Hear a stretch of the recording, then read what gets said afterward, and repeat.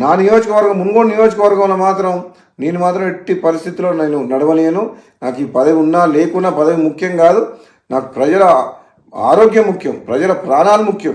Tender వేసి wine shop వాళ్ళకి ఏం చెప్తున్నామంటే, మీరు టెండర్ వేయదలుచుకుంటే వైన్ షాప్ల పక్కన పర్మిట్ రూమ్ అని ఉంటుంది. అది మా డే టైంలో తాగుతుర్రు. అక్కడికి వచ్చి అక్కడ అందరి చుట్టుపక్కల ప్రాంతంలో అందరికీ ప్రాబ్లమ్స్ అవుతున్నాయి. అక్కడ పర్మిట్ రూమ్ అనేది ఉండదు. మా మున్గోడులో మేము నడవలేము అని చెప్పినాం.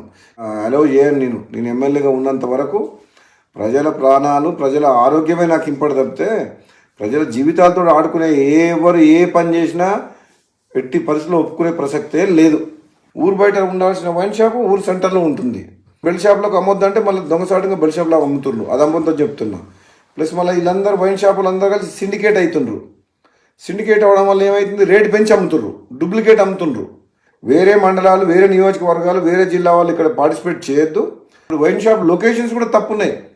టౌన్లో, సెంటర్లో, పబ్లిక్ ప్లేసెస్లో పెట్టిండ్రు. అది ఊరు బయట పెట్టాలి వైన్ షాప్. అసలు తప్పకుండా ఈ మున్గోడుతో పాటు తెలంగాణ రాష్ట్రంలో ఈ ఎక్సైజ్ పాలసీని సమీక్షించి ఈ ప్రజల ఆరోగ్యం ఖరాబ్ చేసేది కాదు, ప్రజల ఆరోగ్యం మెరుగుపరిచే విధంగా మనం ఏ విధంగా ప్రభుత్వం పనిచేయాలనో ఆలోచన చేయాలని చెప్పి కూడా ప్రభుత్వం దృష్టికి తీసుకుపోతాను నేను తప్పకుండా.